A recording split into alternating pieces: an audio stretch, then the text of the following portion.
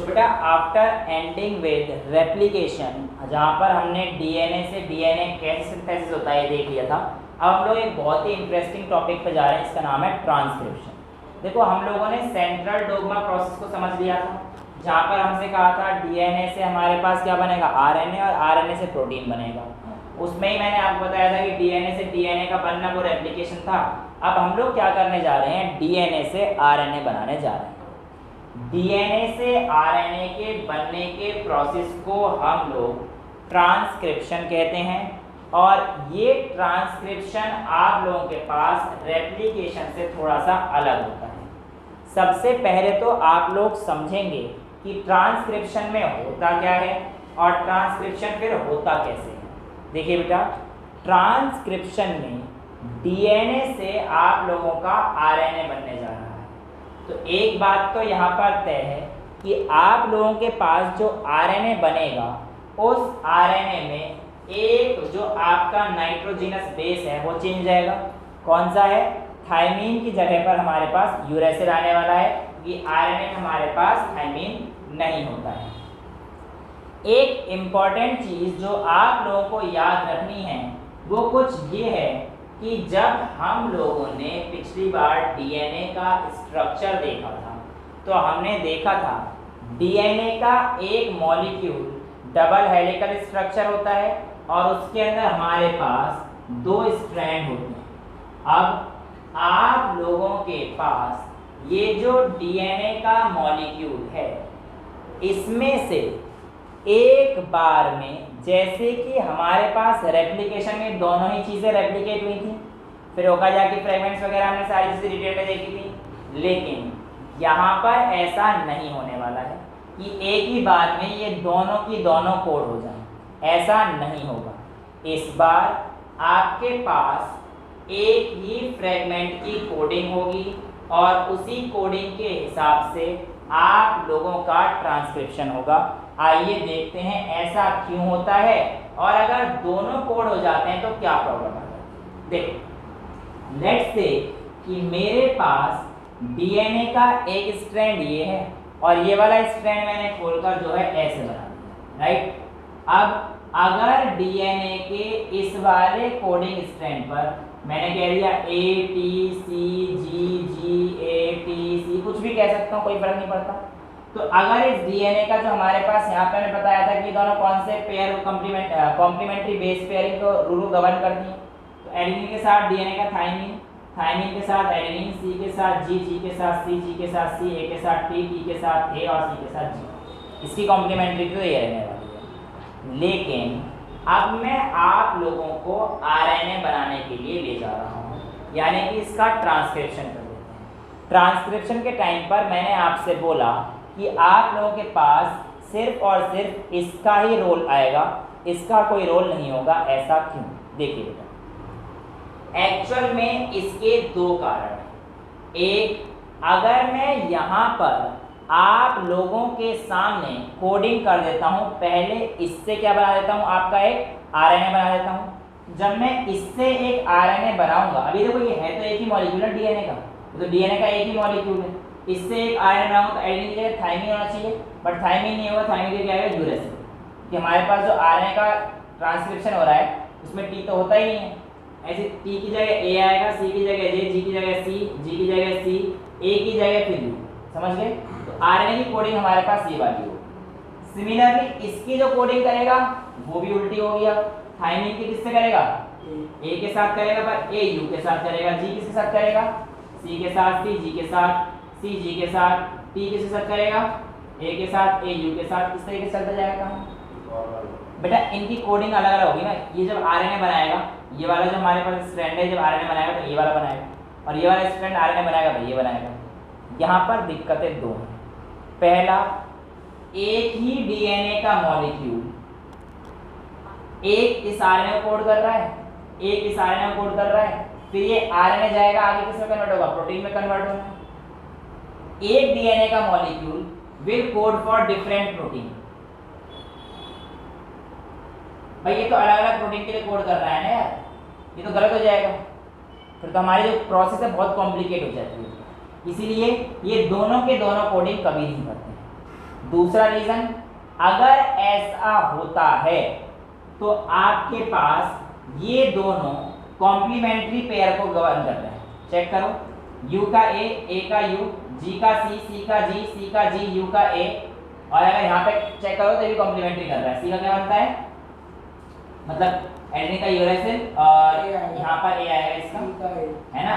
तो मतलब आप अगर ध्यान से देखोगे तो ये बिल्कुल कॉम्प्लीमेंट्री हो रहे हैं, और अगर ये कॉम्प्लीमेंट्री हो रहे हैं तो इसका ये भी कहीं ना कहीं चिपक जाएंगे आपको, और अगर चिपक जाएंगे तो ये क्या बनाएगा, आरएनए का डबल स्ट्रैंडेड आरएनए बन जाएगा, और डबल स्ट्रैंडेड आरएनए फिर फर्दर प्रोटीन में कन्वर्ट नहीं हो पाएगा, और आपकी जो पूरी मशीनरी हो क्या हो जाएगी, खराब हो जाएगी। तो बेटा इन दोनों लाइनों को अपनी एनसीईआरटी से देखिए एक बार, यहाँ पर वाई बोथ, सेकेंड पैरा मतलब ट्रांसक्रिप्शन का second para, why both the strands are not copied during transcription.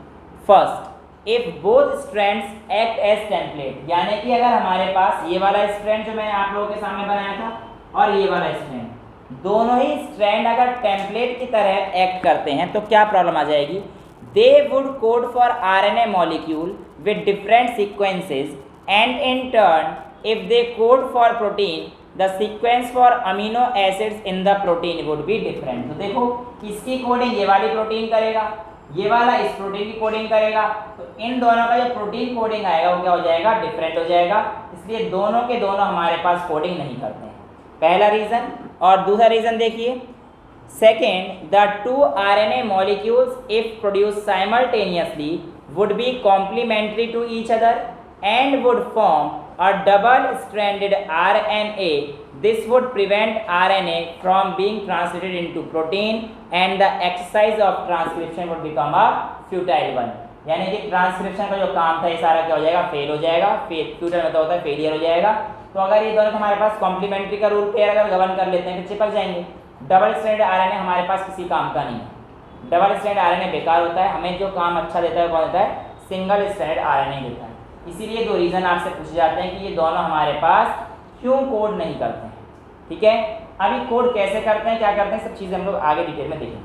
अब आते हैं बेटा इसके अगले पोर्शन पर, जहाँ पर आप लोगों के पास जो पूरा ट्रांसक्रिप्शन यूनिट है इसका स्ट्रक्चर बताया जाता है। यानी कि आप लोगों से अगर कहता है कि what do you mean by the term transcription unit, तो पूरी यूनिट में क्या कह रहे हैं।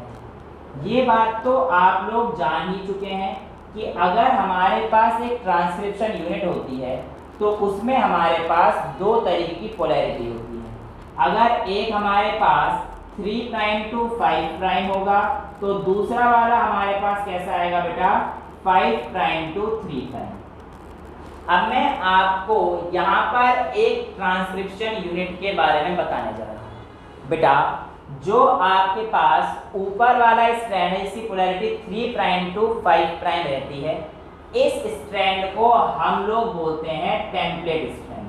कौन सा स्ट्रैंड बोलते हैं बेटा, टेम्पलेट स्ट्रैंड। लेकिन जो हमारे पास पोलैरिटी 5 प्राइम टू 3 प्राइम वाली है इसको हम लोग क्या बोलते हैं बेटा, कोडिंग स्ट्रैंड। अब एक बात ध्यान रखना, इसका नाम तो कोडिंग स्ट्रैंड है पर एक घंटा किसी चीज़ को कोड ही नहीं करता है। जितनी भी कोडिंग होंगी सारी की सारी किसके उस पर होंगी, टेम्पलेट स्ट्रैंड की।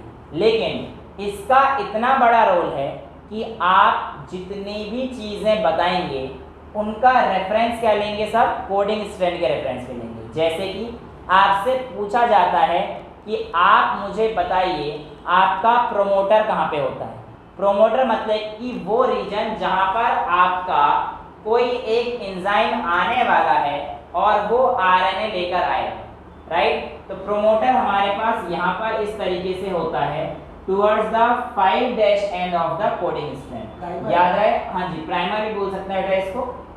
जनरली प्रोमोटर या फिर स्टार्टर हम लोग इसे बोल देते हैं। जो आप लोगों के पास दो आप लोग है, एक टर्मिनेटर दिखेगा और एक प्रोमोटर दिखेगा। आप अपनी एनसीईआरटी के पीछे अगर आप डायग्राम देखेंगे तो यहाँ पर आपको दिखेगा रेड कलर का प्रोमोटर और आपके पास पर्पल कलर का टर्मिनेटर आपको दिखाई दे रहा है इस ट्रांसक्रिप्शन यूनिट में। तो ये जो प्रोमोटर है इसकी पोजीशन आपसे पूछी जाती है कहाँ पर है, तो आप लोग कहेंगे it is towards the 5' end of the coding strand और 3' ऑफ द टेम्पलेट स्ट्रैंड। जब यहाँ पर आपके पास प्रोमोटर है तो रुकना भी चाहिए, कोई ना कोई चीज़ खत्म तो होगी ही होगी बेटा। तो रुकने के लिए आपके पास यहाँ पर क्या होता है, टर्मिनेटर होता है। अब ये टर्मिनेटर किस तरफ होता है अगर पूछा जाएगा तो बेटा जब तक ना पूछा जाए तब तक आप ये मत कहना 5' ऑफ टेम्पलेट स्ट्रैंड, नहीं, आपको बताना हमेशा कोडिंग स्ट्रैंड के रेफरेंस में होता है। इससे टर्मिनेटर कहाँ पे रहता है 3' and between the promoter and the terminator, इस प्रोमोटर और टर्मिनेटर के बीच में फ्लैंक करता है स्ट्रक्चरल जीन। यहाँ पर क्या आता है आपके पास स्ट्रक्चरल जीन, जिसकी बेसिकली कोडिंग होकर चीजें आगे चलती जाती हैं। अब यहाँ पर आप लोगों को एक चीज और देखने को मिलेगी एनसीईआरटी में, जिसका नाम है अपस्ट्रीम और डाउनस्ट्रीम। बेटा कुछ भी नहीं है, हमेशा याद रखना जो भी चीज़ें 5' की तरफ होंगी उसको हम लोग अपस्ट्रीम के तौर पर लेते हैं। जो भी चीज़ें 5' की तरफ होती हैं उसे हम लोग अपस्ट्रीम लेते हैं, और जो भी चीज़ें 3' की तरफ रहती हैं उसे हम लोग क्या लेते हैं डाउनस्ट्रीम लेते हैं। चाहे अब यहाँ पे अपस्ट्रीम किधर होगा बेटा इस तरफ हो जाएगा, देखो यहाँ का अपस्ट्रीम ये है, टेम्पलेट स्ट्रैंड के लिए अपस्ट्रीम क्या हो जाएगा इस तरफ हो जाएगा। तो अगर मैं कहता हूँ कि अपस्ट्रीम की तरफ प्रोमोटर है तो किसके रेस्पेक्ट में कह रहा हूँ कोडिंग स्ट्रैंड की तरफ, मैं कह रहा हूँ अपस्ट्रीम की तरफ टर्मिनेटर है तो इसका मतलब मैं टेम्पलेट स्ट्रैंड की तरफ बता रहा हूँ। ठीक है, तो ये चीज़ आप लोगों के पास एक स्ट्रक्चर होता है पूरा ट्रांसक्रिप्शन यूनिट, जिसको आपको बताना होता है स्कीमेटिक स्ट्रक्चर। यहाँ पर अगर आप देखेंगे तो ये जो चीज़ आप लोगों के पास यहाँ पर है ये चीज़ बताई गई है। ठीक है, अब यहाँ पर आप लोगों के पास काम आता है एंजाइम का, और किस तरीके से हमारी ट्रांसक्रिप्शन शुरू होगी वो अब हम समझें। ये जो प्रोमोटर होता है ये स्पेसिफिक होता है, और यहाँ पर एक एंजाइम आता है आरएनए पॉलीमरेज। कौन सा एंजाइम आता है बेटा आरएनए पॉलीमरेज, ध्यान सुनिएगा। बेसिकली आरएनए पॉलीमरेज को हम लोग डीएनए डिपेंडेंट आरएनए पॉलीमरेज बोल देते हैं। डीएनए डिपेंडेंट आरएनए पॉलीमरेज, अगर आप लोगों को याद हो तो आपने ये एक मेन एंजाइम रेप्लिकेशन में देखा था, बट वो था डीएनए डिपेंडेंट डीएनए पॉलीमरेज, और वो रेप्लिकेशन के केस में था। लेकिन यहाँ पर हमारे पास क्या है डीएनए डिपेंडेंट आरएनए पॉलीमरेज, जो कि हमारे पास एक ही डायरेक्शन में कैटलाइज करता है अपने फंक्शन में, और उसकी डायरेक्शन है 5' to 3'। यानी कि अगर मैं यहाँ पर बात करता हूँ बेटा तो आप लोगों को पता रहना चाहिए कि आपका RNA DNA dependent RNA polymerase या सिर्फ आरएनए पॉलीमरेज किस तरफ अपनी एक्टिविटी शुरू करता है, तो आप कहेंगे 5' to 3' एक्टिविटी शुरू करता है। अब ये बात तो हमें पता है कि अगर 3' से यहाँ पे डीएनए आ रहा है तो जो दूसरा अटैच होगा, क्योंकि उसके पास OH ग्रुप होता है इस तरफ, तो वो अटैच तो हमारे पास यहीं से करने वाला है आरएनए को। ये तक हम लोग सब रेप्लिकेशन में देख चुके हैं।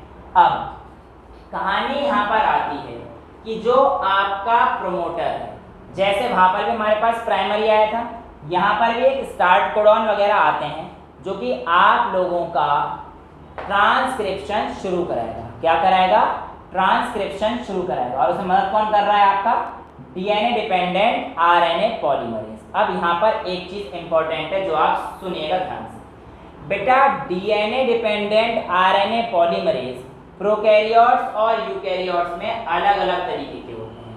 प्रोकैरियोट्स के केस में सिर्फ एक ही आरएनए पॉलीमरेज होता है जो तीनों टाइप के आरएनए को सिंथेसिस कर सकता है, यानी कि प्रोकैरियोट्स के केस में सिर्फ और सिर्फ आरएनए पॉलीमरेज की मदद से तीनों टाइप के आरएनए, चाहे वो आरआरएनए हो या फिर वो एमआरएनए हो या फिर वो टीआरएनए हो, ये तीनों के तीनों आरएनए एक ही जगह से सिंथेसिस हो सकते हैं इन केस ऑफ प्रोकैरियोट्स। एक और दूसरा जो आपके यूकैरियोट्स हैं बेटा, उसमें इस आरएनए पॉलीमरेज की 3 कैटेगरी पाई जाती हैं। आरएनए पॉलीमरेज 1 जो कि आप लोगों के पास आरआरएनए के लिए काम आता है, आरएनए पॉलीमरेज 2 जो कि आप लोगों के पास एमआरएनए को बनाने में या एमआरएनए की फंक्शनिंग में काम आता है, और तीसरा है आरएनए पॉलीमरेज 3 जो कि आप लोगों के पास टीआरएनए की फंक्शनिंग में मदद करता है या सॉल्युबल आरएनए की फंक्शनिंग में मदद करता है। टीआरएनए को हम लोग सॉल्युबल आरएनए भी बोल दिया करते हैं। यहाँ पर जब आप अपना देखेंगे यूनिट को transcription unit and the gene, अगर आप इसमें देखते हैं तो बेटा यहाँ पर आप लोगों को दो नई चीज़ों से इंट्रोड्यूस करा जाएगा, एक एक्सॉन्स हैं और एक इंट्रॉन्स। अब ये एक्सॉन्स और इंट्रॉन्स क्या होते हैं, कैसे होते हैं एक्चुअल में, इसकी बात हम लोग तब करेंगे जब हम लोग ट्रांसक्रिप्शन यूकैरियोट्स के अंदर समझेंगे। कि मैं अगर अभी यहाँ पर लेके आऊँगा इस चीज़ को तो आप थोड़ा सा कंफ्यूज जाएंगे। एक और वर्ड जो आपको यहाँ पर दिख रहा है वो आपका है सिस्ट्रॉन। देखो डीएनए का वो पार्ट जो आपके पास प्रोटीन के लिए कोड करता है उसे हम लोग क्या कहते हैं, सिस्ट्रॉन। बेस्ड ऑन दिस आपके पास सिस्ट्रॉन कैन बी मोनोसिस्ट्रॉनिक जो सिर्फ एक के लिए कोड करेगा, एक ही प्रोटीन के लिए कोड करेगा, जनरली किसमें पाया जाता है, यूकैरियोट्स में। और पॉलीसिस्ट्रॉनिक यानी कि बेसिकली अगर आपके पास एक डीएनए का सेगमेंट है, अब मान के चलो AUG, ये एक सिस्ट्रॉन है, ये एक सेगमेंट ऑफ डीएनए जो पर्टिकुलरली एक ही चीज को कोड कर रहा है। लेकिन ये किस केस में हमारे पास सिर्फ और सिर्फ यूकैरियोट्स के केस में। प्रोकैरियोट्स के केस में जब हम लोग आगे वहां पर पढ़ेंगे जेनेटिक कोड, वहां पर मैं आपको बताऊंगा कि एक जीन मल्टीपल चीज को भी कोड कर सकता है ना, उसे हम लोग क्या कहते हैं, पॉलीसिस्ट्रॉनिक। लेकिन यूकैरियोट्स में ऐसा नहीं देखा गया है। ये केस सिर्फ किस केस में है, प्रोकैरियोट्स के केस में, उसे केस हम लोग कहेंगे पॉलीसिस्ट्रॉनिक। तो सिस्ट्रॉन क्या है, डीएनए का वो सेगमेंट जो आपके प्रोटीन के लिए कोड करता है। ठीक है, यहाँ पर आपके पास सिस्ट्रॉन, इंट्रॉन्स और एक्सॉन्स में यहाँ पे बिल्कुल नहीं समझा रहा कि आप कंफ्यूज होंगे। जस्ट अभी 10 मिनट में आपको आगे आराम समझ में आ जाएगा क्योंकि वो टॉपिक हमारे पास आगे आने वाला है। ठीक है, और तो कोई टॉपिक हमारे पास रह नहीं गया है इंट्रॉन्स और एक्सॉन्स के अलावा, जी नहीं। एक वर्ड यहाँ पे दे रखा है एनसीईआरटी ने इसी पैराग्राफ की लास्ट लाइन में, इनहेरिटेंस इज ऑल्सो अफेक्टेड या inheritance is also by promoter and regulatory sequence of a structural gene. यानी कि प्रोमोटर और जो स्ट्रक्चरल जीन का सीक्वेंस है बेसिकली इसी को तो कोड करने जा रहा है, इसी से प्रोटीन बनेगा। तो जो स्ट्रक्चरल जीन के सीक्वेंस होंगे इससे भी आप लोग जो इनहेरिट करते हैं मटेरियल, जेनेटिक मटेरियल, उसका भी फर्क पड़ जाता है। कैसे, क्यों, ये अभी हम लोग सारी चीज़ें ट्रांसलेशन में भी देखेंगे और फिर थोड़ा बहुत म्यूटेशन के खेल को भी समझेंगे। अभी के लिए आप लोग इतना नोट कीजिए और आगे हम लोग सीधा ट्रांसक्रिप्शन इन प्रोकैरियोट्स करेंगे।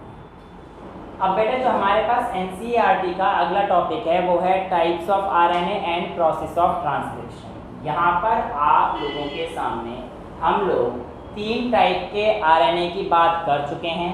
अब आइए एक एक करके इनका फंक्शन भी देख लेते हैं। देखिए सबसे पहला है आपके पास mRNA।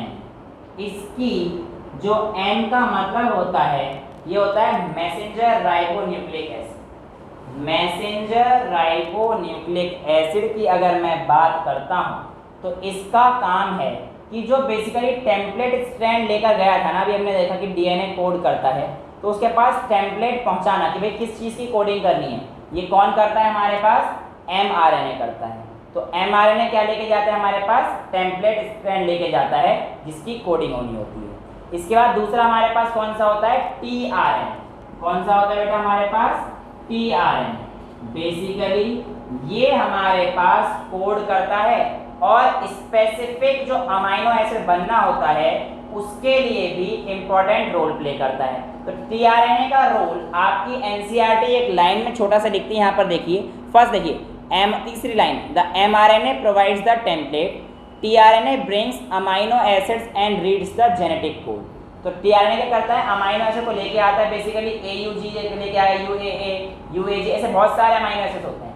लेकिन अभी जब हम लोग आगे देखेंगे तो देखेंगे कुछ ऐसे कोडॉन्स भी होते हैं जो मैंने नाम लिए, UAA, UAG, इन्हें स्टॉप कोडॉन्स कहते हैं। इनके लिए कोई tRNA काम नहीं करेगा। AUG एक स्टार्टर कोडॉन है, यानी कि स्टार्ट करने में मदद करता है, उसे हम लोग क्या कहते हैं, मिथियोनिन। ठीक है, तो tRNA काम क्या होता है कि इन अमीनो एसिड्स को लेके आएगा और जेनेटिक कोड को रीड करेगा और आगे फिर भेजेगा।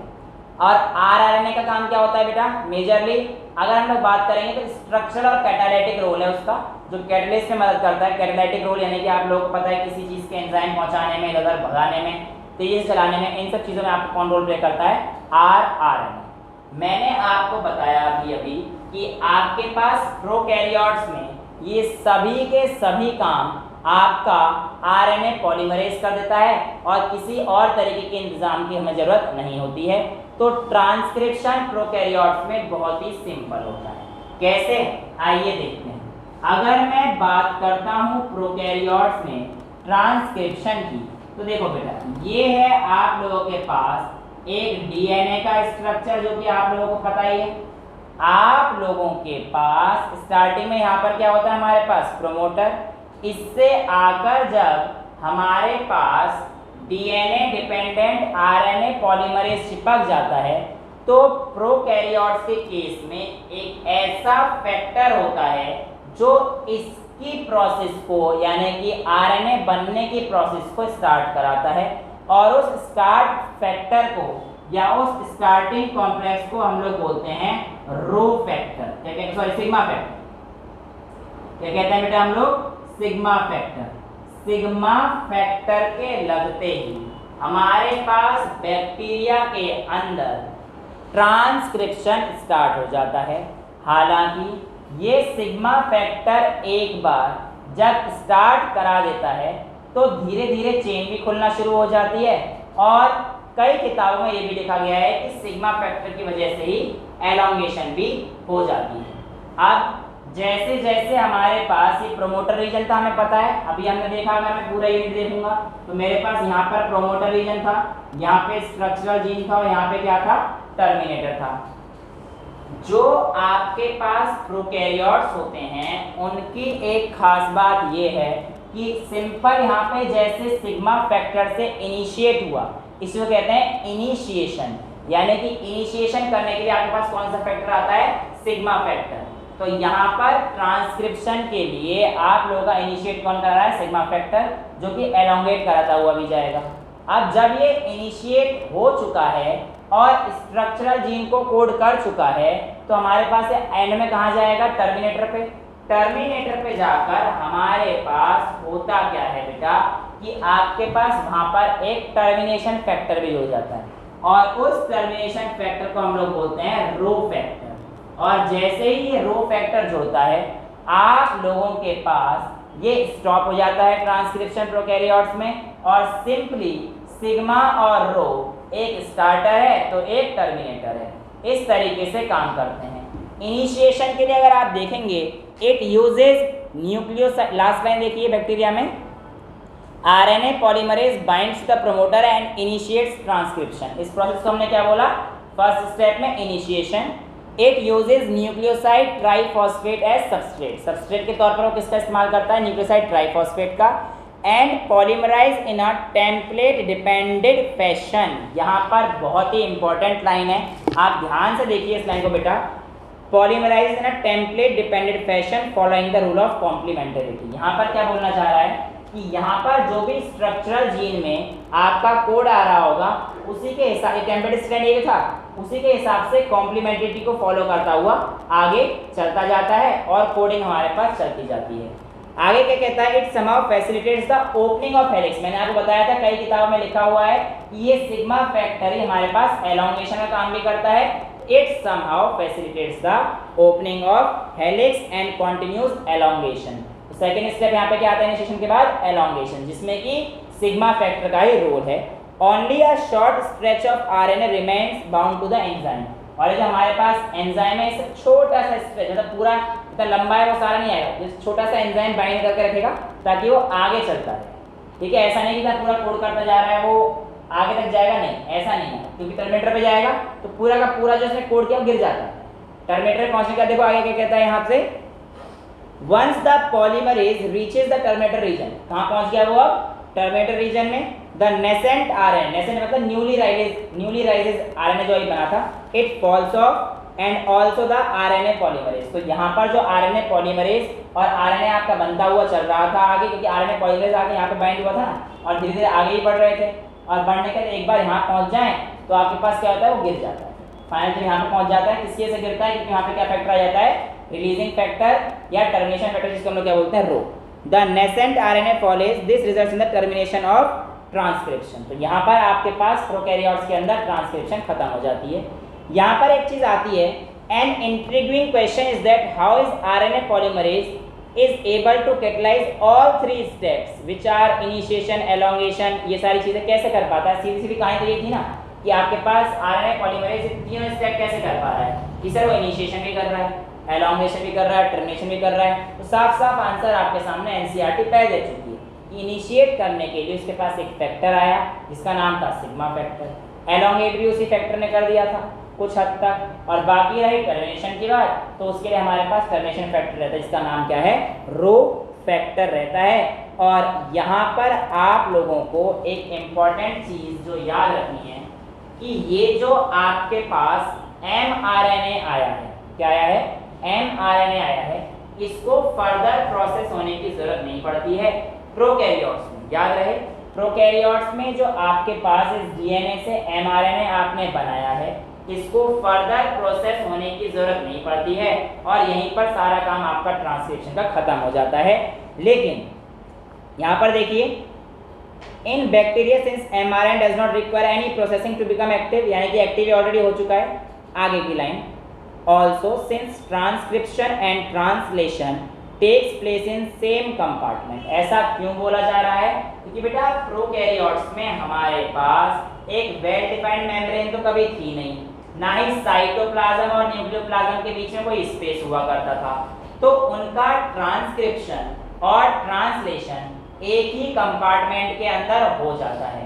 कई बार तो ऐसा भी पाया गया है कि इनका ट्रांसक्रिप्शन पूरा नहीं होता और ट्रांसलेशन चालू हो जाता है। तो कहने का मतलब ये है, इसी वजह से translation and transcription is said to be coupled. Coupled का मतलब है दोनों एक साथ भी हो जाते हैं, और कई बार ऐसा भी देखा गया है कि आपके पास much before the transcription is completed translation begins, क्योंकि इसमें एक्चुअली कोई आपके पास कंपार्टमेंट अलग नहीं है ना, और आपको पता है बीच बीच में आपका आरएनए जैसे किलोमीटर ये जा रहा था तो गिर रहा था, फर्दर आगे जाएगा उससे पहले जो आपके पास आरएनए मिल गया आपको, उस आरएनए का ही तो प्रोटीन बनना है, वही आरएनए आगे चला जाता है और ट्रांसलेशन भी शुरू कर देते हैं लोग। तो प्रोकैरियोट्स मतलब लोग मतलब प्रोकैरियोट्स होता है यहाँ पे, तो इसलिए हम लोग कहते हैं in prokaryotes the transcription and translation is coupled. This is how transcription takes place in prokaryotes. आपके पास जो अगला टॉपिक है वो बिल्कुल सेम यही है, बस यहाँ पर आपके पास यूकैरियोट्स की कहानी होगी। देखिए, ट्रांसक्रिप्शन इन यूकैरियोट्स में और कोई बड़ा अंतर नहीं है, इन 3 स्टेप्स के अलावा फर्दर 2 स्टेप्स भी होते हैं। अब वो 2 स्टेप्स क्या होते हैं, आइए उस चीज को समझते हैं। देखो, इनिशिएशन तो हमारे पास आपको समझ में आ गया, राइट। एक्चुअल में जब हमारे पास आरएनए इसमें से निकल के यानी कि टर्मिनेटर पे पहुंच गया है और आरएनए हमारे पास जो निकल के आया है वो एक्चुअल में फुल्ली प्रोसेस्ड नहीं है, और ऐसा आरएनए जो हमारे पास फुल्ली प्रोसेस नहीं है उसे हम लोग बोलते हैं हेट्रोजीनियस आरएनए या HNRNA के नाम से भी जानते हैं। अब ये HNRNA क्या होता है और क्यों होता है, आइए आप समझते हैं ध्यान से। मैंने आप लोगों को बोला था कि आपके पास पीछे कुछ एक्सॉन्स और इंट्रॉन्स नाम की चीज आई थी, याद है। अब उस एक्सॉन और इंट्रॉन्स को मैं यहाँ पर समझाऊंगा ताकि आप कंफ्यूज ना हो। एक्चुअल में जो आपके पास आरएनए प्रोसेस होकर आया है वो फुल्ली मैच्योर नहीं है in case of eukaryotes. Eukaryotes case में जो आपके पास आरएनए, मैं स्ट्रैंड बना के दिखाता हूँ आपको। मान के चलिए आपके पास आरएनए की स्ट्रैंड आई है, इस स्ट्रैंड पर 2 तरीके के सीक्वेंस पाए जाते हैं। एक तो हमारे पास ये वाले जो आपके पास नॉर्मली आपको दिख रहे हैं, जो मैंने आपको डार्क स्पॉट से कर रखे हैं, ये एक्चुअल में नॉन कोडिंग सीक्वेंस है। क्या है हमारे पास, नॉन कोडिंग सीक्वेंस, यानी कि इनकी कोई भी कोडिंग नहीं होती है। आप अगर यहाँ पर देखेंगे अपना डायग्राम देखिए 6.11, जहाँ पर आपके पास प्रोसेस ऑफ ट्रांसक्रिप्शन यूकैरियोट दे रखा है, तो यहाँ पर अगर आप देखेंगे तो आपके पास बीच बीच में रेड कलर का दिखा रखा है, एक एक्सॉन दिखा रखा है और एक इंट्रॉन रेड कलर का दिखा रखा है, देख पा रहे हैं आप। तो मैंने जो ब्लैक कलर से दिखाया ये क्या दिखा रखा है आपको, मैंने इंट्रॉन्स दिखा रहा हूँ, और ये जो बचा हुआ पोर्शन है ये क्या है, ये एक्सॉन्स। अब यहाँ पर आप लोगों को ये कब मिला, जब यूकैरियोट्स का हमारे पास आरएनए आ चुका है। बेसिकली ये आरएनए एमआरएनए नहीं है। प्रोकैरियोट्स के केस में सीधा का सीधा एमआरएनए हुआ करता था, यूकैरियोट्स के केस में इस आरएनए को जो पूरी तरह से मैच्योर नहीं है उसे हम लोग क्या बोलेंगे, HNRNA या हेट्रोजीनियस न्यूक्लियर आरएनए। अब होता क्या है, ये जो इंट्रॉन्स हैं ये हमारे पास नॉन कोडिंग सीक्वेंस है, यानी कि इनकी कोई कोडिंग नहीं होती है। हाँ, एक्सॉन्स की कोडिंग होती है, पर भैया दिक्कत इतनी सारी है, ये जब बीच में इतने सारे आ जाते हैं ना तो हमारी कोडिंग मशीनरी को कॉम्प्लिकेट कर देते हैं। इसीलिए आप लोगों के पास एक स्टेप आता है जिसमें आप इन इंट्रॉन्स को यहाँ से हटाएंगे। क्या करेंगे? हटाएंगे। इन इंट्रॉन्स को यहाँ से हटाना कुछ रेस्ट्रिक्शन एंडोन्यूक्लियस एंजाइम की मदद से करते हैं। किसकी मदद से करते हैं? Restriction endonuclease. उससे क्या करते हैं आप? बेसिकली यहाँ पर कट लग जाता है, जहाँ जहाँ पर ये आपके पास इंट्रॉन्स है ना बेटा, यहाँ पर ऐसे पास पास कट लग जाते हैं, और कट लगाने के बाद आप लोगों के पास कुछ इस तरीके की कहानी हो जाती है कि आपके पास एक्सॉन सारे निकल गए, सॉरी इंट्रॉन सारे निकल गए, और बचे के क्या आपके पास सिर्फ और सिर्फ एक्सॉन्स बचे। और अब ये एक्सॉन्स मैंने आपको बताया था जुड़ने के लिए एक ही एंजाइम काम आता है, कौन सा? लाइगेज। तो लाइगेज की मदद से जब आप इसको जोड़ देंगे तो आपके पास ये अब फुल्ली मैच्योर आरएनए आएगा। इसको हटाने के बाद इस आरएनए को आप लोग क्या बोलेंगे? mRNA। अब यहाँ पर जो एक इंपॉर्टेंट फंडा हुआ, यहाँ पर क्या चीजें हुई इस चीज को समझते हैं। स्प्लाइसिंग और कैपिंग नाम की दो चीजें आपके एनसीईआरटी यहाँ पर देखेंगे। Hence it is subjected to a process called splicing where introns are removed and exons are joined in defined manner। तो इन स्प्लाइसिंग के केस में इन इंट्रॉन्स को रिमूव कर, मैंने बताया आपको अभी, पहले रेस्ट्रिक्शन एंडोन्यूक्लियस आता है, उसकी मदद से काटा जाता है, इंट्रॉन्स को हटा दिया जाता है। इस प्रोसेस को हम लोग क्या कहते हैं? स्प्लाइसिंग। तो स्प्लाइसिंग के दौरान इंट्रॉन्स को हटाइए और एक्सॉन्स को लाइगेज की मदद से जोड़ दीजिए। इतना आपने कर दिया है। और आगे देखिए, इन स्प्लाइसिंग हो गई खत्म, और अब स्प्लाइसिंग करने के बाद आपके पास ये जो बचा, ये क्या बचा हमारे पास? आरएनए बचा, एमआरएनए। अभी भी एक चीज और बाकी है, इसको एमआरएनए बनाने में एक चीज और बाकी है बेटा। एक्चुअल में यहाँ पर और यहाँ पर अब बहुत इंपॉर्टेंट लाइन एक एनसीईआरटी की आने वाली है, और वो लाइन प्रोकैरियोट से क्यों अलग है यहाँ पे आपको समझ में आएगी। यहाँ पर जो आपके पास स्टार्टिंग वाली पोजीशन है, यहाँ पे होती है कैपिंग। क्या होती है? कैपिंग। तो देखिए, in capping an unusual nucleotide methyl guanine triphosphate is added at 5' end of HNRNA। Basically ये भी कैसा है हमारे पास? अभी भी HNRNA, मैंने mRNA तो गलती से लिख दिया था, अभी भी नहीं है बेटा, HNRNA ही है अभी भी। और इसके 5' एंड पे हमारे पास क्या जुड़ रहा है? Methyl guanosine triphosphate, MGPP। यहाँ पर अगर आप देखेंगे बेटा, प्लीज एक बार अपना मैसेंजर RNA देखिए, यहाँ पर इसके 5' पर आपको लिखा हुआ है MGPP। तो इसका मतलब क्या है? Methyl guanosine triphosphate. 3 फॉस्फेट को यहाँ पे इन्होंने PPP से दिखाया हुआ है। समझ में आता है? और आगे अगर आप देखेंगे तो इसके 3' एंड पर एक ग्रीन से कलर का आपको दिखाया हुआ है, और इसके ऊपर आपको दिखाया है पॉली ए टेल। दिख रहा है ना, ग्रीन से कलर की टेल दिखा रही है। बेसिकली ये पॉली एडिनाइलेट रेजिड्यूज होते हैं। एडिनाइलेट रेजिड्यूज मतलब बहुत सारे होते हैं, 200 से 300 यहाँ पर एडिनाइलेट रेजिड्यूज, यानी कि एडिनिन के रेजिड्यूज। अब यहाँ पर ध्यान सुनना, ऊपर चाहे कुछ भी होता है डीएनए का सीक्वेंस, बिल्कुल ध्यान समझना, ऊपर चाहे डीएनए का कोई भी सीक्वेंस हो, जब ये टेलिंग पे आते हैं तो टेलिंग पे आते समय यहाँ पर 3' पे सिर्फ adenine adenine adenine adenine adenine यही कोड करते हैं। इसलिए मैं बताया एडिनाइलेट रेजिड्यूज, ए। तो मुझे बताओ, क्या ये कोई कॉम्प्लीमेंट्रिटी का रूल गवर्न कर रहे हैं? कुछ नहीं कर रहे हैं ना। अब यहाँ पर देखिए एनसीईआरटी की एक line, in tailing adenylate residues are added at 3' end. ये तो समझ में आ गया आपको, 3' एंड पे ऐड हो रहा है इन अ टेम्पलेट इंडिपेंडेंट मैनर। समझ में आया मैंने आपको टेम्पलेट इंडिपेंडेंट क्यों बोला है? देखो, बैक्टीरिया के केस में आप लोगों को यहाँ पर दिखाया था and polymerise in a template dependent fashion. जब हमारे पास इनिशिएशन हुआ था तो वहाँ पर मैंने आपको कहा था टेम्पलेट डिपेंडेंट, बट जब हमारे पास यूकैरियोट्स की बात आती है, और यूकैरियोट्स में भी कहाँ पर 3' एंड पे जब टेलिंग होती है तो सिर्फ और सिर्फ 200 से 300 क्या जोड़ते हैं? एडिनाइलेट रेजिड्यूज जोड़ते हैं, वो भी टेम्पलेट इंडिपेंडेंट मैनर में जोड़ते हैं। और इसी वजह से आप लोगों के पास इसे कहा जाता है टेम्पलेट इंडिपेंडेंट फैशन। अब ये जो हमारे पास कहानी आ गई कि 5 प्राइम पे कैपिंग हो गई और 3 प्राइम पे टेलिंग हो गई। अब जो हमारा HNRNA है it is now fully processed और अब इस HNRNA को हम लोग क्या बोलते हैं, mRNA या मैसेंजर RNA, जो कि अब आगे हमारे पास फर्दर काम करने के लिए तैयार रहता है।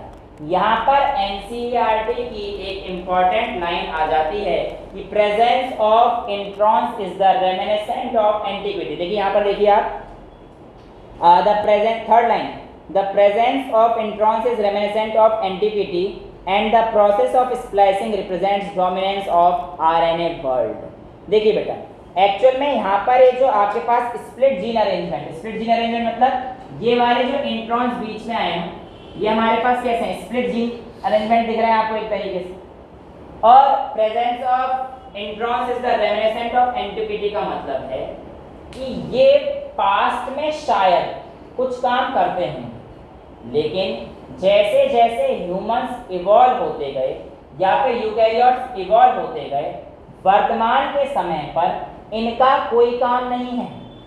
इस समय पर इनका होना सिर्फ ये चीज दर्शाता है कि जो पास्ट रहा होगा, जो पहले का टाइम रहा होगा, वहां पे RNA वर्ल्ड का डोमिनेंस रहा होगा और RNA में इंट्रॉन्स का कोई बहुत बड़ा रोल रहा होगा कि ये आज तक भी हमारे पास पाए जाते हैं और इसीलिए हम लोग इसको बोलते हैं the presence of introns is the reminiscent of antiquity, यानी कि पास्ट में इनका कुछ ना कुछ रोल रहा होगा, इसी वजह से RNA वर्ल्ड में इंपॉर्टेंट रोल प्ले करते हैं।